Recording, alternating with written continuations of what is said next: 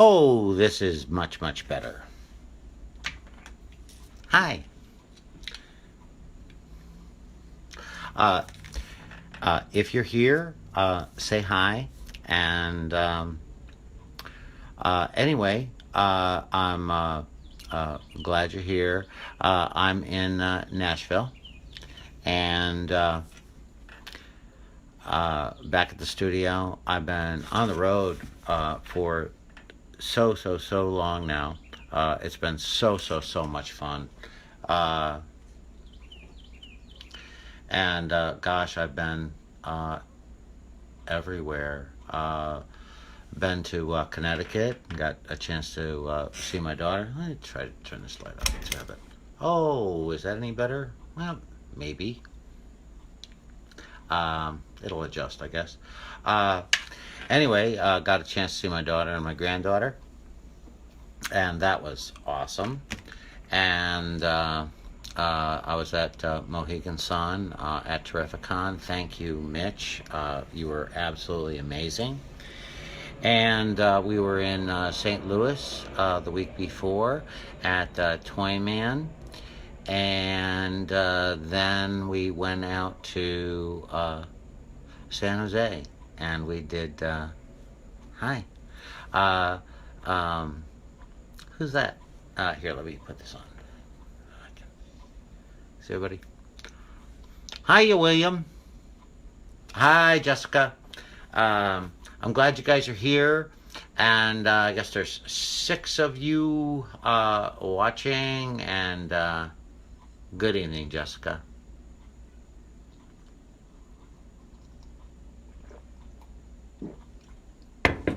I guess we had done we tried to do a live, I think we were in Silicon Valley, and there was a mix-up where the sound wasn't working very well. And I know that, and so I was talking and nobody could hear me, and then the con started, and oh well, what are you going to do? And I believe I posted at that time that I would come on and chat with you all. And I just haven't gotten a chance. Just got back from Rochester, and oh my gosh, it was a really cool con. It was called Super City Rochester, and it was the very first weekend that they had ever had, the first con they'd ever had there, and it was really neat. Hi. That Sluggo shirt is cool. Well, thank you. What's this saying? Hi, Guy. I feel like Cookie Monster on the Guy Smiley game show. I know. You know, people used to ask me if Jim named, Guy Smiley after me. And no. I didn't go to work for Jim until a few years after that. So that was just a nice coincidence. But an awful lot of people call me Guy Smiley, and a lot of people at Henson Associates in New York, when back in the day, they used to call me Guy Smiley too. And I'm glad. I have so much to be happy about.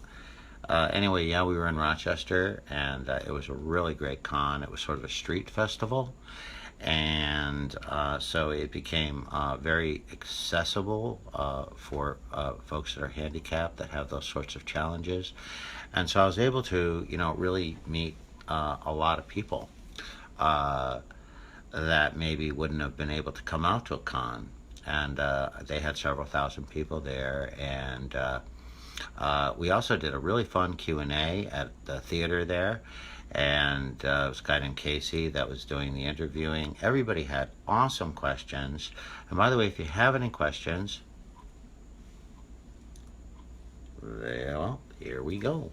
I'm going to stay on for a little while. I've been drawing all day, and it's always wonderful when I get to be home and draw pictures for you. And I'll show you a couple of the ones that I've drawn today. Today was a good Kermit day.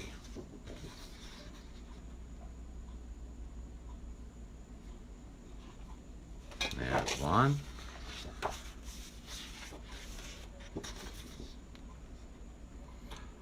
Kermit with banjo. Frog in banjo.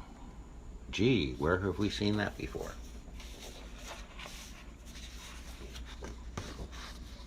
That one too.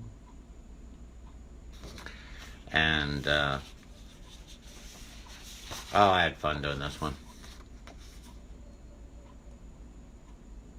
It is I, Super Grover. And then I did a couple of Dave Gold's portraits.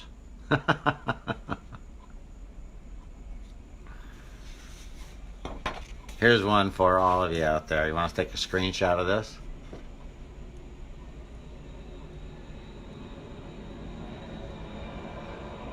Stay weird, my friends. Stay weird.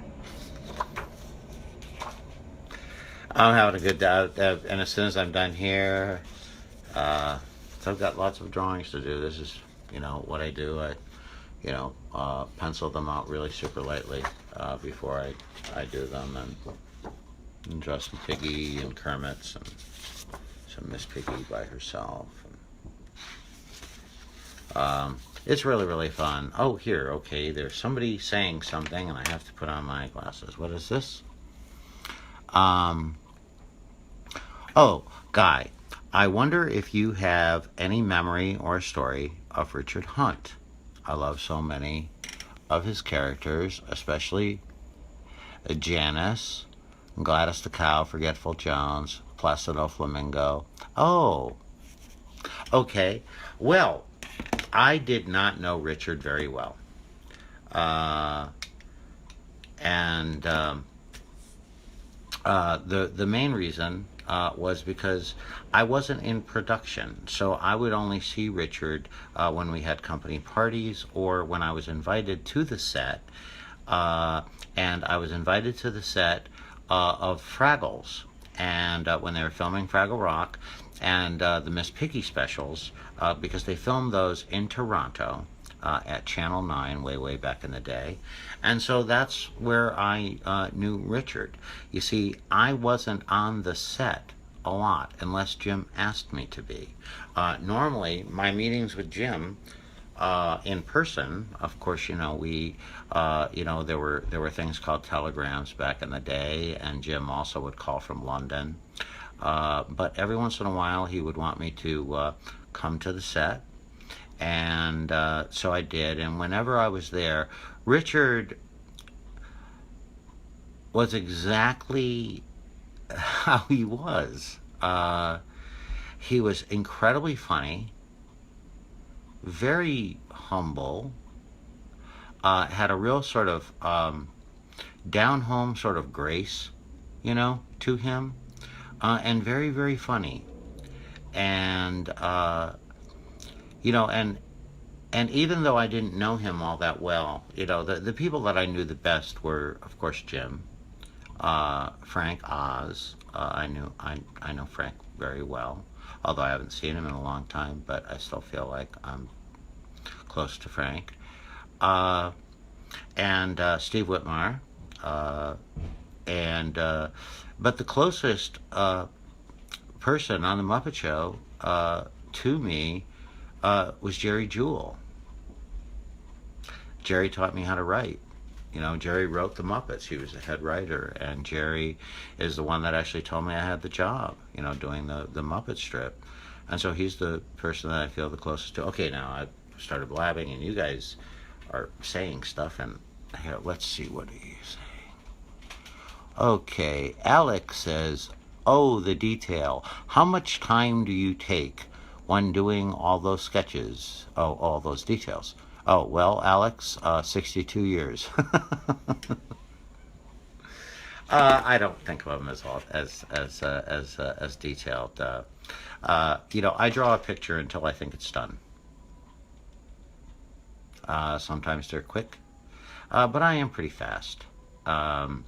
However, I'm fast once I get into it because I plan the drawing so much. Of course, these drawings that I do for the books and all of that, the commissions, I these are portraits and stuff. But when I'm doing books, when I'm doing comics, when I'm doing storyboards and stuff, and I'm thinking out, points of view. Hey, Nikki. Hope you're feeling good, and congratulations on your job. Way to go. Nikki Boatman. Let's see, what else do we have here? Hey, Ben Bartlett. Hey, brother. How are you feeling? Ben has an awesome group. They're called the Token Dead, and I've got to thank Ben.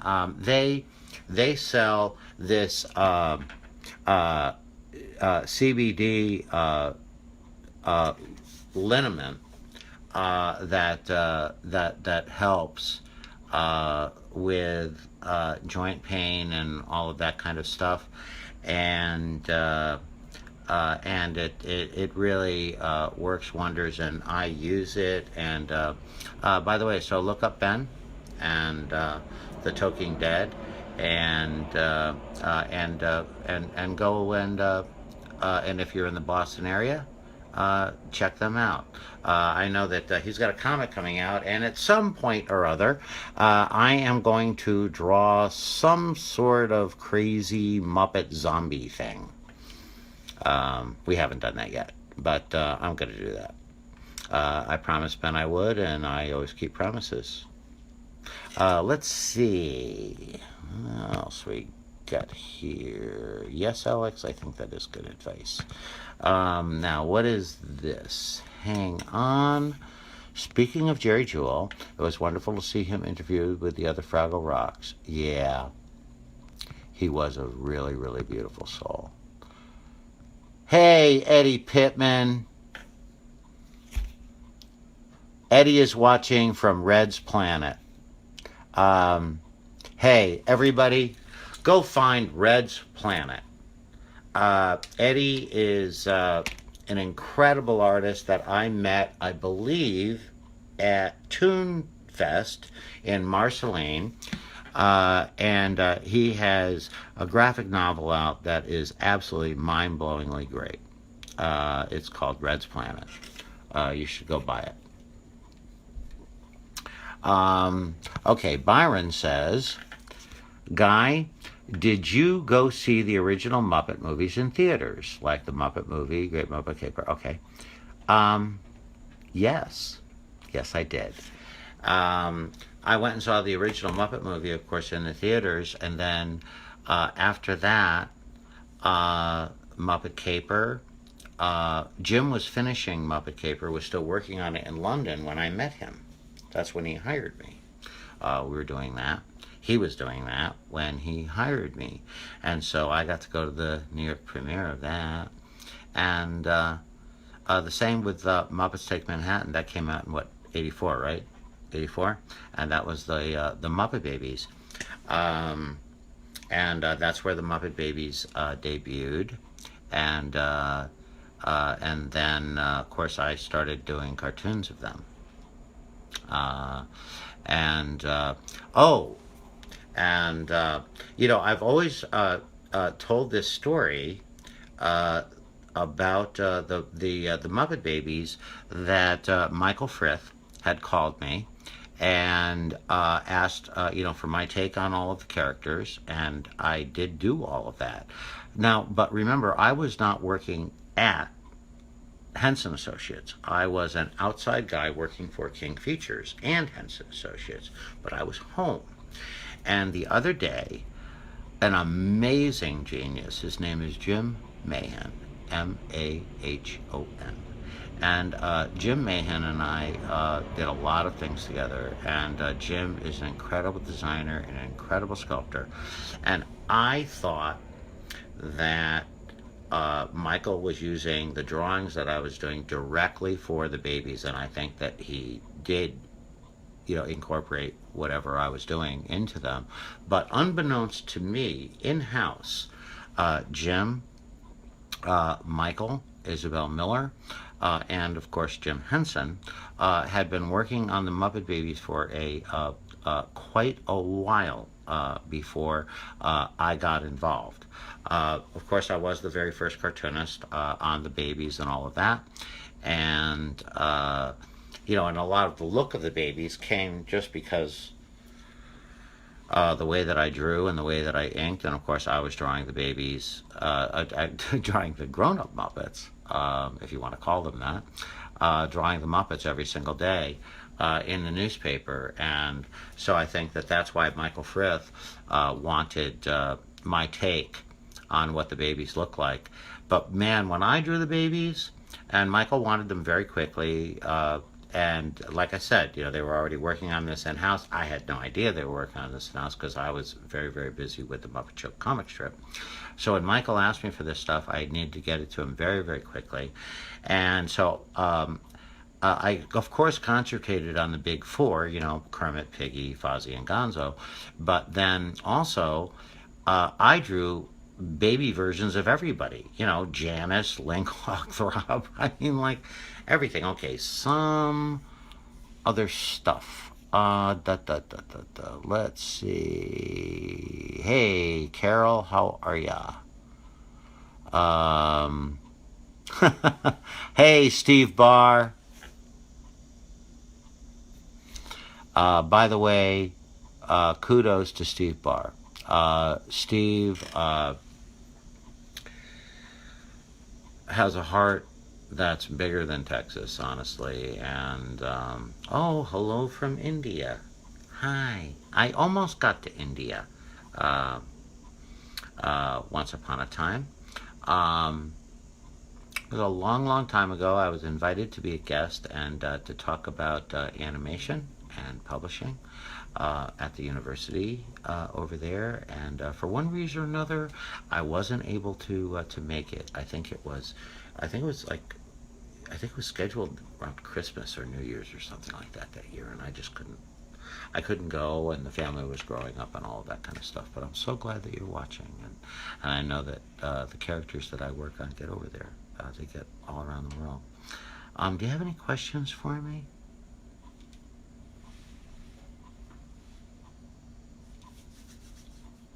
I can wait.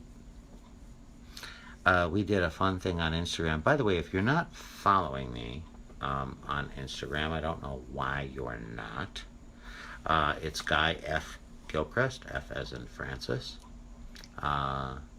And I'm on Instagram, and I put a lot of stuff up there. Oh, and. This old dinosaur just joined Snapchat, so look up Muppets Guy on Snapchat. And I put pictures and stuff up there too. I like Facebook because it's a lot of give and take and all of that. But I really do like Instagram and things that are very pictorial, because, of course, everything that I draw. And what really bums me out about Facebook, honestly? You can't put up, like, a video and drawings in one post. They won't, allow it.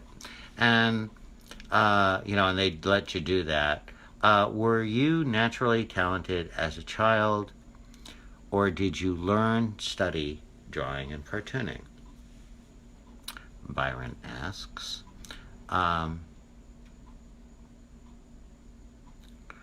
Oh, what is this? I think it slipped through the cracks, but do you have a favorite Muppet or Fraddle song?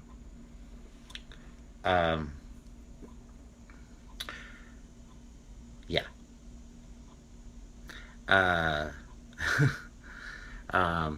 Well, Rainbow Connection. Rainbow Connection.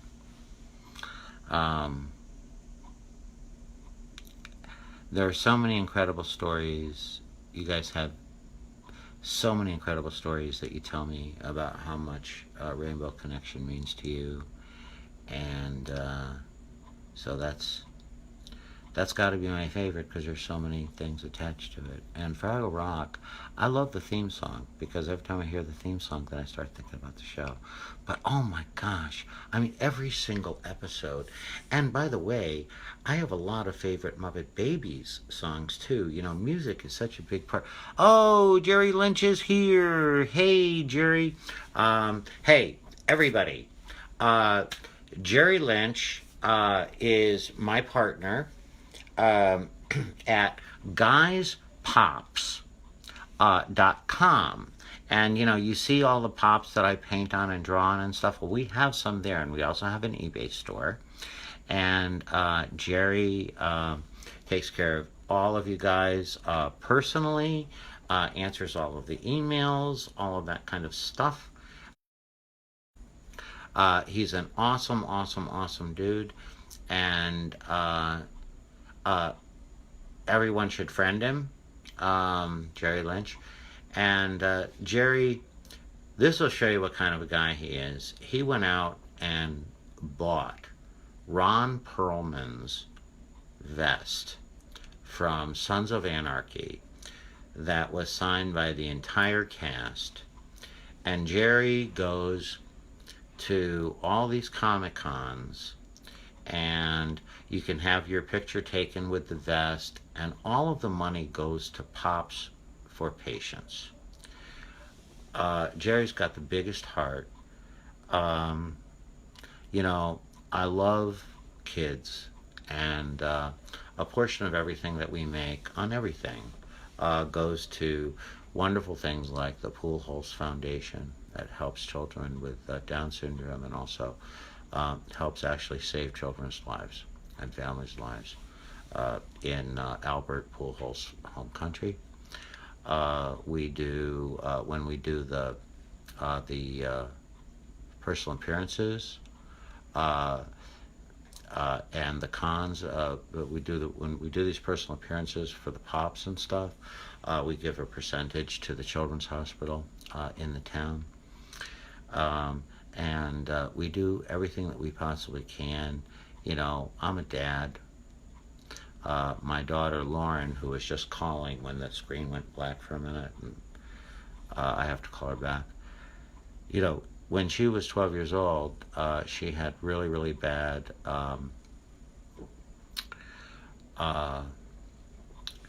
spinal problem, and I had the same thing. I have a thing called spinal stenosis, and but anyway, she had severe curvature of spine, and she needed several operations, and we were in the hospital for like a year. And so I know a little bit about what parents go through with their children, and if I can do anything that makes you happy, that makes you smile, get your mind off it, either your pain or your child's pain or anything, for just a moment, I'm the happiest man in the world. And Jerry helps me with all that stuff. So it's guyspops.com, and then we also have an eBay store. That's my name. Now, let's see. What other question? Oh, and you wanted to know about drawing and all of that. Okay. No, I didn't go to college or anything. I went to work. It was just something that, you know, my mom was a good artist. She was a waitress in a diner, and I promise I'll get to everybody's questions, so just hang in there, okay? I promise. But I'll try to finish the stories, and a tribute to my mom. My mom's birthday is coming up in September. She's been gone now for 3 years, but she's with me every single day. My mom was a really good artist. She worked in a diner. She was ostensibly a single mother because my biological father was in and out of jail, stuff like that. So she raised me and my brother Brad on her own in the early years. And she, you know, knew how to draw circles, and she was a pretty good artist. And so she showed me how to do that stuff. And then we had little golden books and coloring books, and of course the funnies came in the newspaper every day for free at the diner and the hotel she worked at. And so to keep me out of trouble, she would show me how to draw. And then and if you hear some scratching going on in the background, that's Keeper, the studio dog, my boss, and he's making a bed for himself on the carpet someplace.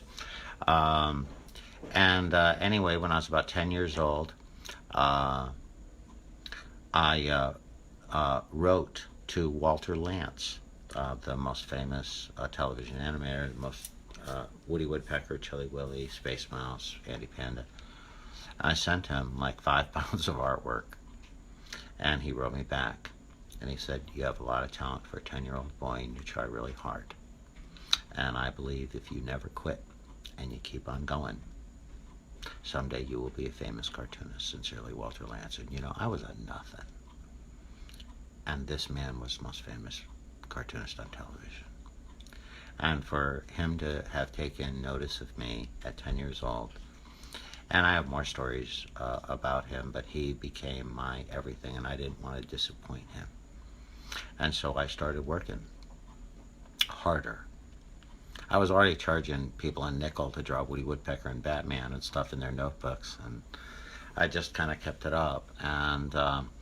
And then I read a book called Think and Grow Rich by Napoleon Hill, and it told me to go find people that were doing what I wanted to do and to emulate them and to try to get a job with them, even if it was for free. And so I did do that. And I wound up working for several animators. One who was working for an assistant to Chuck Jones. And I started out with just like erasing and cleanups and in-betweening and stuff like that. And then I had to learn painting because I worked on some backgrounds on some animated short films and stuff like that. And I learned animation, and I learned a lot about drawing.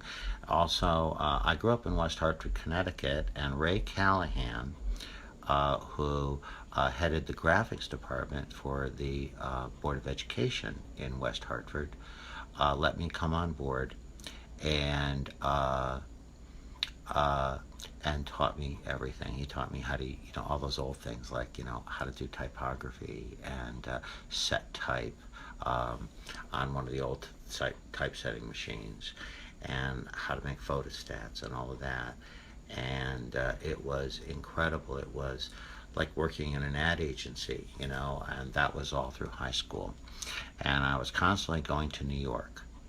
When I'd gather enough money, and I'd go to New York for a couple of days here and there, because I figured I'd get turned down, but at least I'd find out how good I had to be.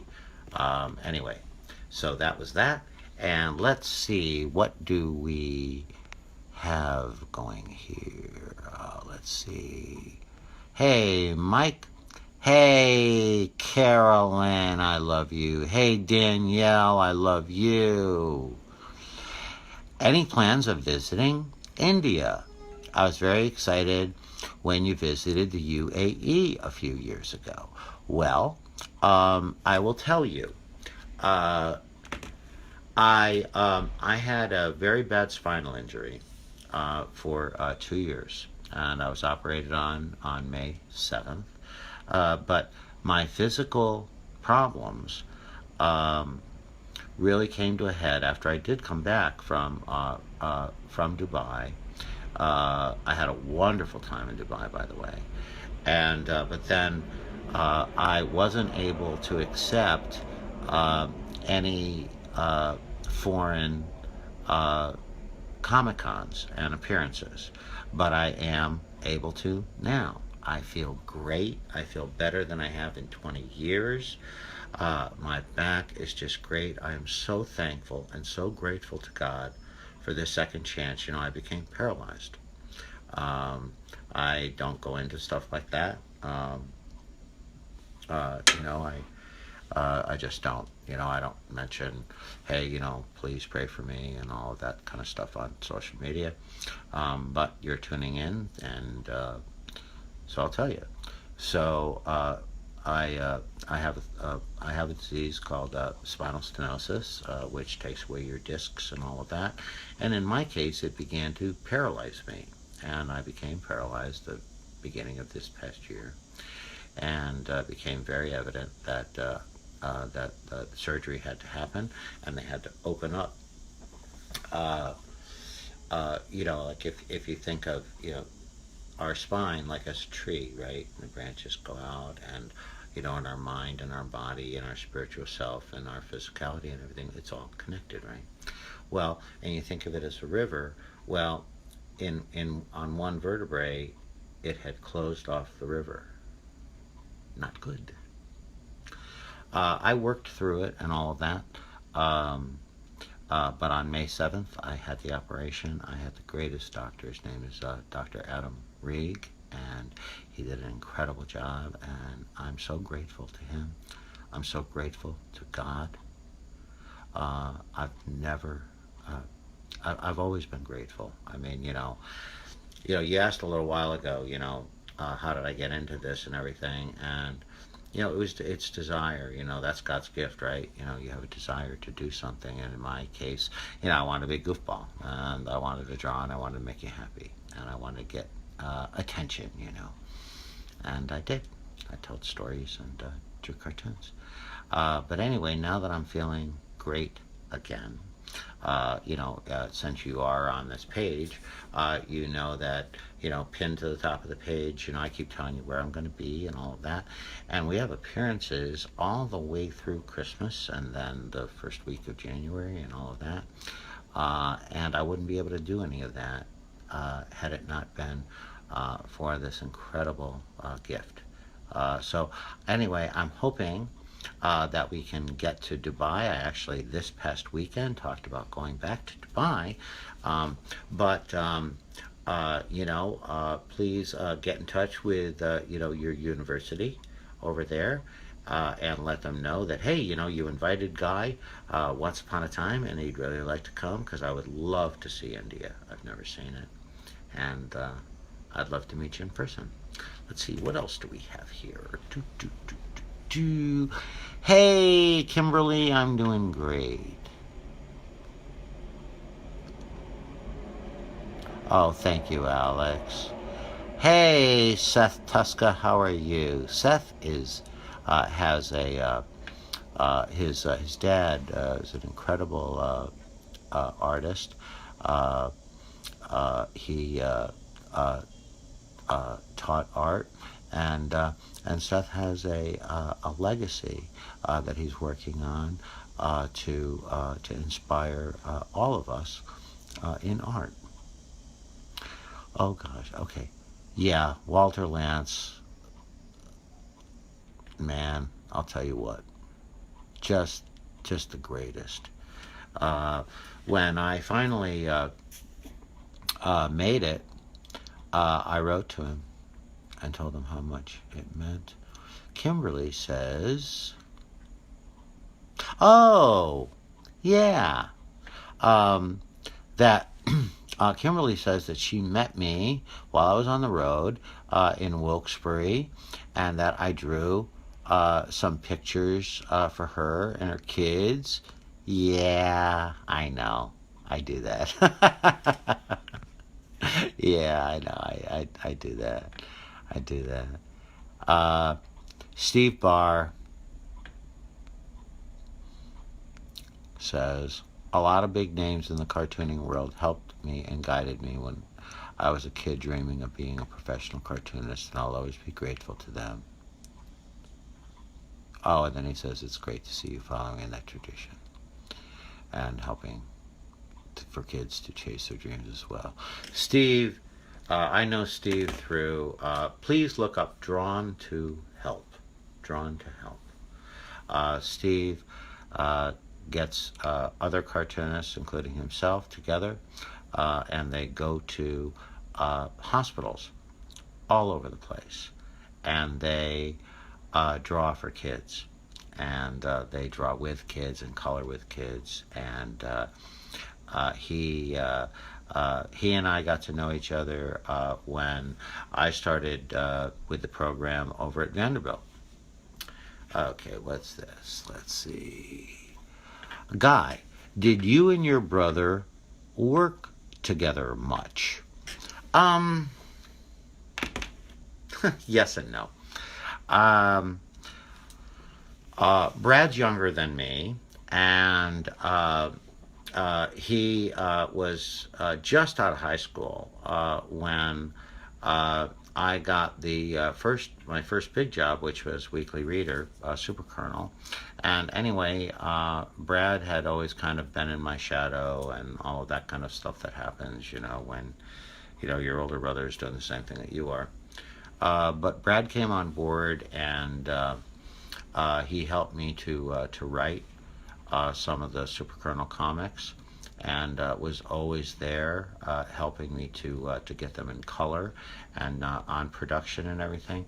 And so when Bill Yates contacted me, I brought Brad on board as a writer on the Muppet strip, Should We Get It? And I wrote all the first gags myself. But then I brought Brad in, and because he really wanted to, and he probably wrote a few too. Um, and Brad is a fantastic writer, and I'm not really sure what he's doing right now. If he's doing a property or not, I'm not really sure. But Brad and I, we haven't worked together in about 15 years, and you know, and it's one of those things that that when that when your brothers and I'm so bossy, I guess, you know, um, that I think it's probably best that you work on separate things. He's an incredibly gifted writer, and he's also a really good cartoonist. And he's very he cares a lot about the environment, and so I know that he's worked with several other cartoonists and stuff while he writes cartoons and things about the environment. And but he and I haven't worked together in about 15 years. Let's see. Oh, Brad and I keep chatting, and it's a brother thing, I understand, but I'm excited to hear you talk about him. Oh, well, good. Yeah, that's what Brad would say. It's a brother thing. Yeah, it kind of is. You know, right? Could you work with your family? Hmm? Anyway, we did a lot of fun stuff. He's a good writer. Um, what was your favorite cartoon that you remember at your earliest age? Mighty Mouse, Popeye, and Woody Woodpecker.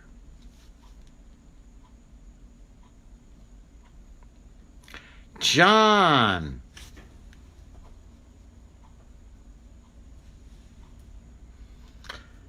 John and Deborah Hanath are some of the most incredibly wonderful people uh, in the world, and they train and raise German shepherds that are tracking dogs, cadaver dogs, and all of that stuff. Work with local police departments and all of that, and they're just the absolute best. Okay, we got working with your family. I totally understand. Yeah, Brad's great, but you know, I think we both are way happier doing separate things. Do you have any favorite Disney movies? Well, of course. Um, when I was a little boy, we didn't have the money to go. Uh, because it was like $1 a ticket. To go to the. But so my mom used to buy us the little golden books. Um, I love Peter Pan. That was the movie that was playing that I remember in the theater next to the diner. And I wanted to see it so bad. The very first Disney movie I ever saw in a theater was Bambi. I love Bambi. I love Lady and the Tramp, Snow White, and I think that the greatest animated cartoon that there ever was, and there will never, ever, ever be a cinematic achievement like this ever again, is Pinocchio.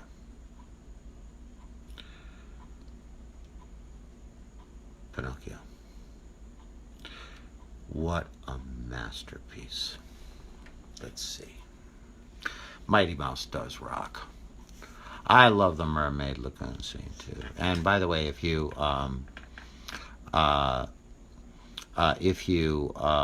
oh, I love Sleeping Beauty. Yeah, yeah, Sleeping Beauty was. I used to try to draw her. That was, uh, me trying to draw cute girls. As a kid. I guess I had that book. Sleeping Beauty must have the little golden book, and I kept trying to draw her because she seemed like perfect, perfect, and so that was the Disney girls were all the Disney girls, Snow White and everything. I would try to copy all of that. Um, uh, Trying to learn how to draw pretty girls. Um, let's see, did I get to everybody's questions?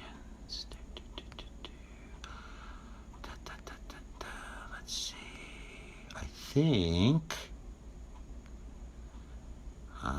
Okay, what was your favorite cartoons? Oh, that's so nice of you, Kimberly. She says she framed the pictures for her kid. And thank you, Sunita. I appreciate that. Go visit Steve Barr. It's called Drawn to Help. Oh, let's see. Oh, I love Mary Poppins. And didn't that just have its anniversary? And my gosh, I mean, oh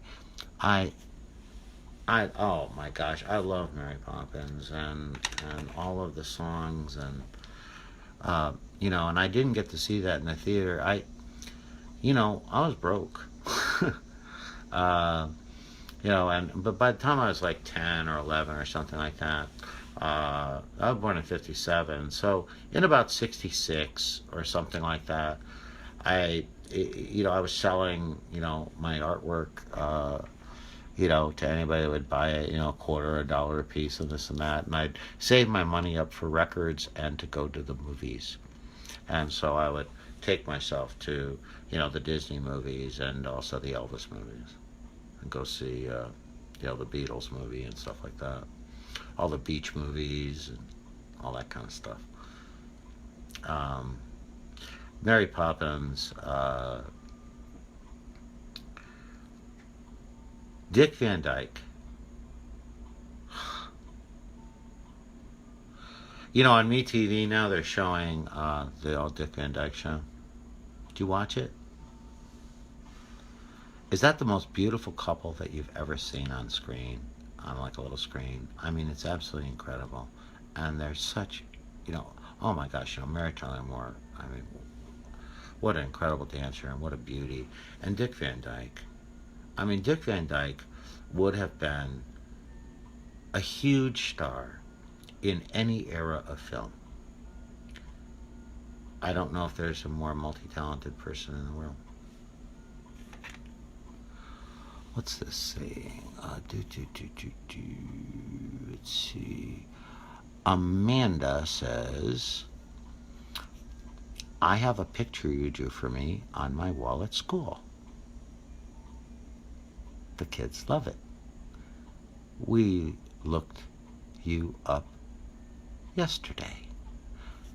Well, that's really, really cool. Thank you, Amanda. Hey, Davey. Davey is a cartoonist I met at some cons, and he does a lot of cons in Texas, and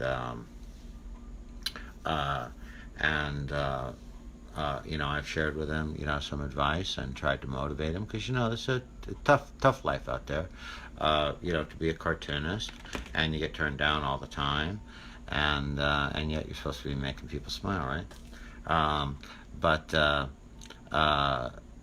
that's what it's all about. And Davey's got a lot of heart and a lot of talent, and he's out there and he's plugging. And I'm proud of you, Davey. Let's see. Oh, that's nice of you, Dave. Do you have a favorite pen, pencil, marker, brush, etc. that you see as the veins of your work And okay, it says see more, but I can't. Oh, okay. Um, oh, and he likes the airbrush. Oh, we used airbrush thousands and thousands and thousands of pages of children's books. Um, uh, I'm very happy using a brush. Very happy using a brush. Uh, when I was doing the Muppets and all that, it was all brush, and all of my children's books, I used brush over the airbrush. I'm a brush guy. I learned pen and ink, and then I'm glad I did, because then I had the Nancy comic strip for almost 23 years, and that was almost all pen and ink, and the only brush in it was the feathering and stuff like that of Fritzy's hair. So, but I get myself comfortable with every kind of medium that there is, and to me, I use the medium that makes the most sense to tell the story that I'm trying to tell. Make sense?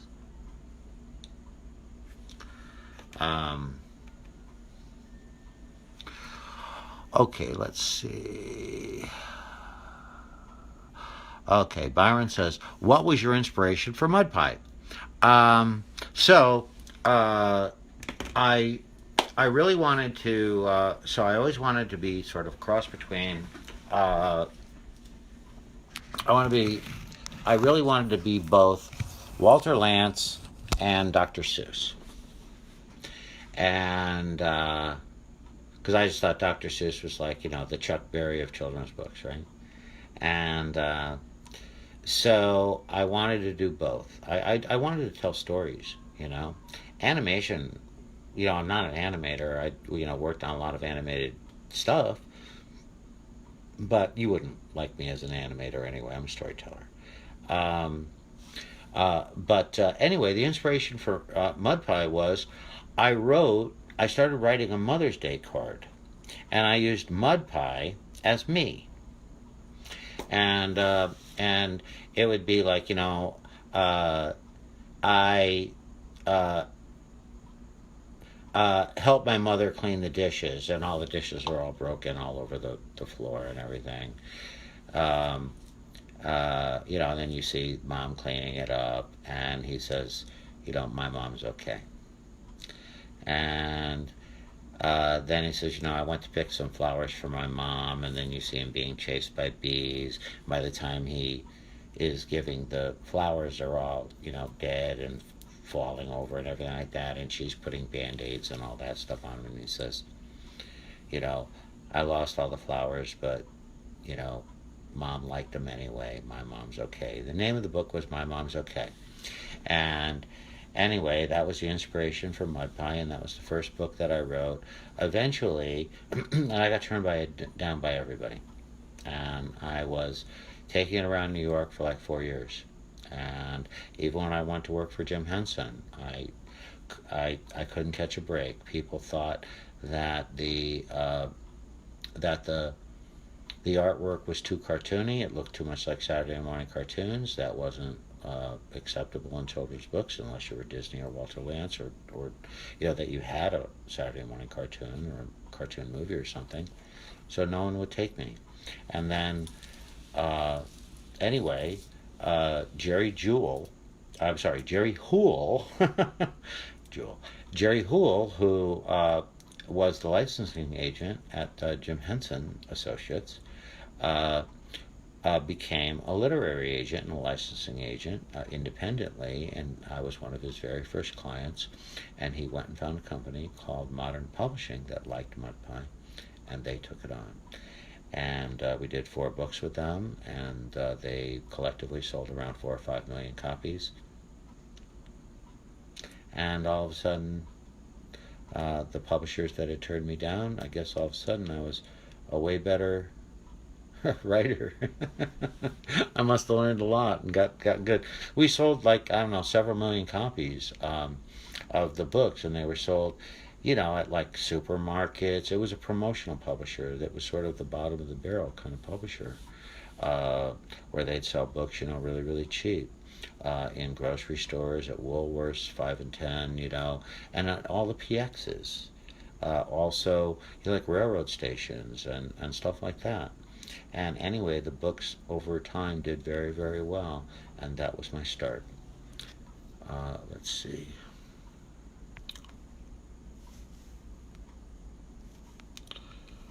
Oh, hi, Eddie. Hi, Alvin.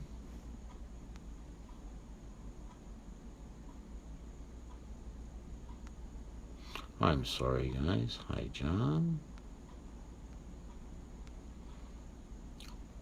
Oh, good. I'm glad you're a Nancy fan. I loved working on Nancy. Um, Thank you, Jennifer. I am. Let's see. Did I answer everybody's questions?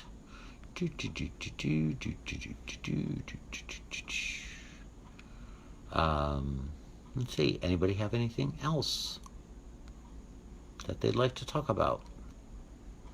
Oh, I know something. So some of you, okay. Oh, you mentioned you have a pet. If so, how does your pup inspire you? Well, he inspires me to get out of bed and get him outside all the time. I love dogs. Keeper is a rescue. Uh, Keeper is my buddy. And by the way, there's a comic that I used to do that we run the reruns on Facebook, and it's called Today's Dog, Dogg. And you can see pictures of Keeper there, and I do dog cartoons all the time. I'm um, I'm a rescue, aren't you? We kind of all are, right? And I love to I love dogs. Um,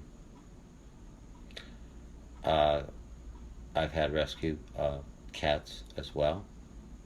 All of my pets have always been rescues, and they rescue us too.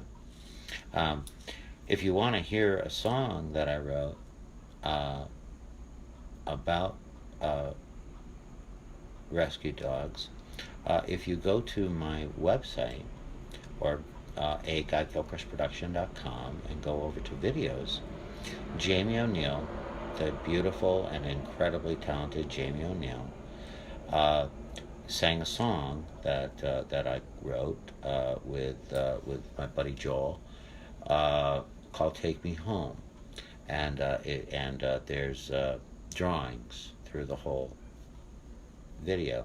And by the way, I don't know, you probably know this, but I've been a songwriter my whole life.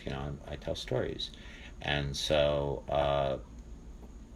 I have a brand new single out, and it's called "Crystal Blue," and you can buy it everywhere that you buy records. It's like a 1969 song that I just wrote, and I hope you'll go check it out.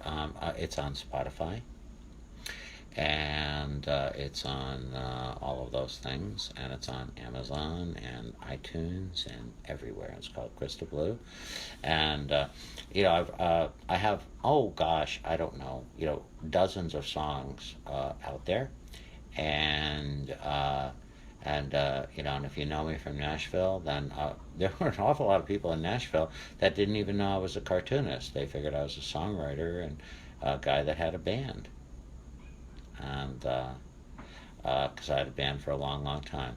I still write songs, and hey, Cat, howdy, Cat Owens, everybody, an absolutely beautiful friend of mine who is married to Buck Owens' oldest son, and gosh, Buck Owens.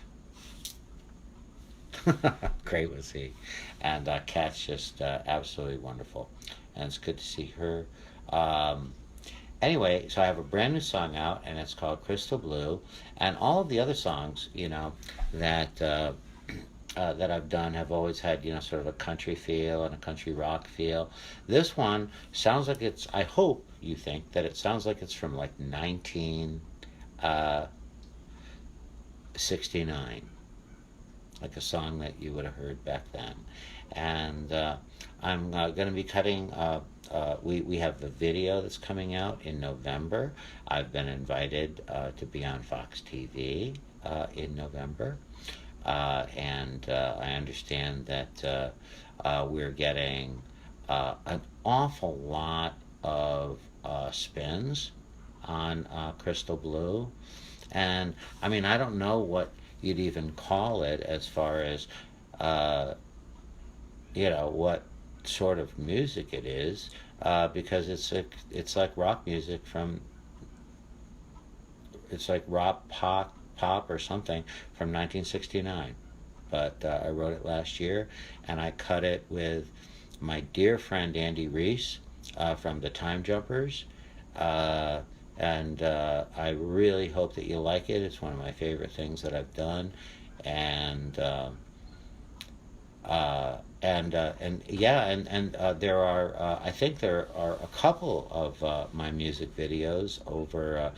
If you look up my music videos, or you go to my my YouTube channel, which is Guy Gilchrist too. If you go over there, uh, you'll see a lot of videos. There's one called Jim Beam Me Up that I animated, and there's the Jamie O'Neill song. Um, you can, and it's called Take Me Home, and that's about rescue dogs. And anyway, let's see. Oh, there's Cat again. I love Jamie O'Neill. I love her song, There Is No Arizona. And when I think about angels, yes, ma'am. Yes, ma'am. And to be there at County Q the night that she cut my song, it was like, and she was singing it, and it was like standing next to a Ferrari. That, I mean, she's so powerful and so beautiful. Just absolutely, absolutely amazing. Um, and anyways, I hope you'll check out that song, all those songs. And anyway, well, gosh.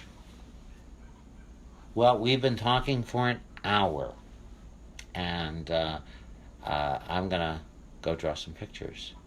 I don't think the Red Sox are playing tonight. It's probably not our year this year.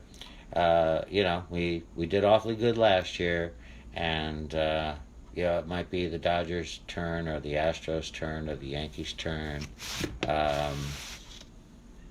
And oh,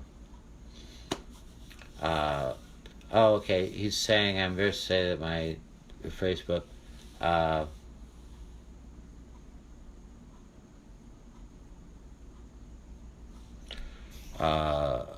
what's this? Oh, um, oh yes, I did answer your question about mud pies. So just rewind this about 10 minutes, and I talked quite a bit about all of that. And I got into music when I was about 12 years old, and my stepfather. Uh, uh, my stepfather had a guitar. He didn't know how to play it. I found it in the crawl space. I tried to learn how to tune it, and then I started learning Dion songs and Hank Williams songs, and and just trying to pick my way through things. And I learned here and there. And in high school, uh, I was always a writer, and I started writing, love songs and stuff, or love poems to girlfriends and girls that I wanted to be my girlfriends and stuff like that.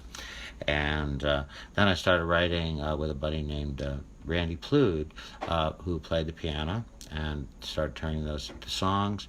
And I pretty quickly after that kept learning, really practiced the guitar so that I could work up my own melodies and my own stuff. Honestly, this may come as a shock to you, but I didn't care at the beginning whether I became a professional musician or a professional cartoonist. It didn't matter to me. I wanted to be on my own. I wanted my own money. Um, I knew that the best way for me to do this was to create something out of nothing. Uh, and that's what drawing is. You have a blank piece of paper and you create something out of it, and it's something you give somebody and make them happy. And it's the same thing with a song. It comes out of your thoughts and stuff, and then it becomes a tangible thing.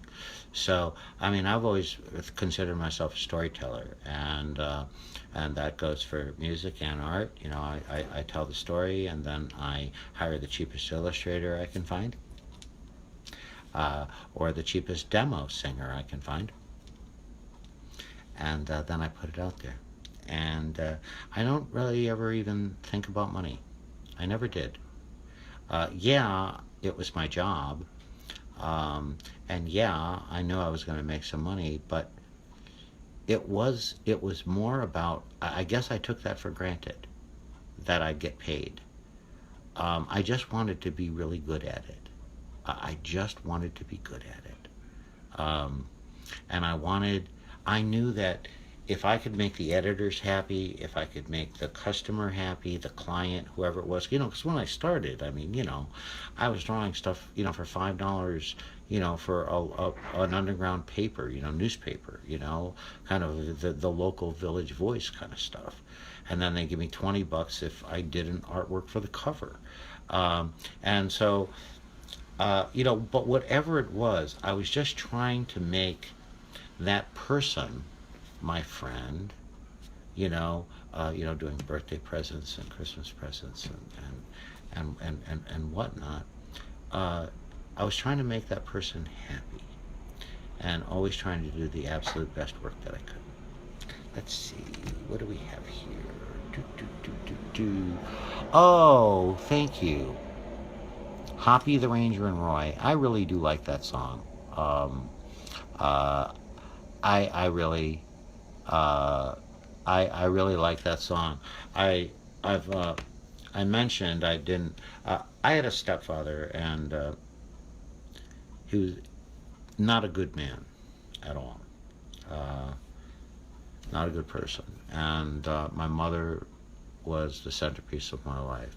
But the guy that she married was not a good guy, and so I got out of my, you know. Home quickly. I wanted to be on my own. Growing up, Hopalong Cassidy was on in reruns, from the 40s and 50s and stuff. And Roy Rogers and the Lone Ranger were among my big heroes. I've already mentioned Walter Lantz. Walt Disney seemed like, a really incredible father figure. Ted Williams for baseball and for Focus and all of that. Ted Williams was my favorite baseball player. But Hoppy the Ranger and Roy is based upon me not having a dad, and my father's being guys on TV. So I'm glad you like that one. Let's see.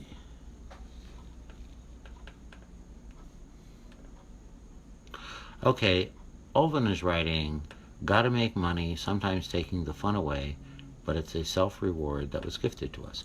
Yeah. Well, they call it a job for a reason, It's a job. And I think that anybody that has that, that there's a terrible saying, oh, if you do what you love, you'll never work a day in your life. Well, go tell that to, guys that are animating stuff, every day, a weekly show or a daily cartoon, somebody that does cartoons for the newspaper or anything like that, illustrators and everything. You're working all-nighters, you're pulling, all-nighters all the time. Oh my gosh, when I was working for Dolly Parton, And I had promised Dolly I would, get these 13 cartoons done, by this incredibly ridiculous deadline. It wasn't her fault. It was, it just, by the time I got it, there was no time to actually do it. I stayed up night after night and day after day after day, only taking 10-minute naps for weeks at a time. It was a job, but the satisfaction comes from you did it. You did it. And my gosh, how blessed are we to get to do this, what we love. The happiness that I feel drawing and writing stuff for you, there's no way that you could be as happy with my stuff as I am doing it for you. It's the greatest thing in the world. And, everybody has to sacrifice stuff. I mean, we all do, right? But, getting to do what we get to do. Oh, okay. I promised. Here. Hang on a second. Here. Okay. So, here I promised.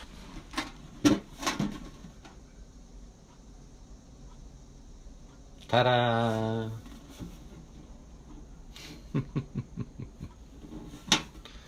I had a friend that asked, could you please show me that Muppet Babies lunchbox that you did? So there you go. Muppet Babies. Okay. We've been on for about an hour. And I'm going to say adieu. Thank you for tuning in. Thank you for the incredible life that you've given me. I've loved every minute. If you want a commission or anything, just write to me. If you're looking for, original art, something like that, just write to me. And we have, we sell stuff. It's one of the greatest honors in the world to hear you say, my work means something to you. Sing something for us. I don't know. The guitars are probably out of tune, but hang on, let me go check.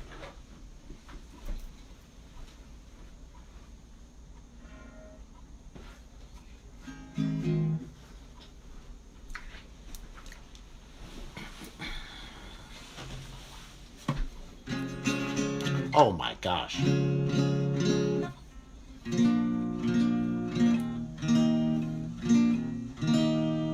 Well, okay.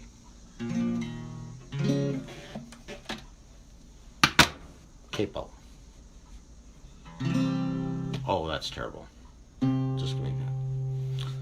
Why are there so many songs about rainbows? And what's on the other side? Rainbows are visions, but only illusion. And rainbows have nothing to hide. So we've been told, and some choose to believe it. I know they're wrong, wait and see. Someday we'll find it, the rainbow connection, the lovers, the dreamers, and you too. Next time I'll try to have the guitar in tune. Phenomena! Peace. I love you.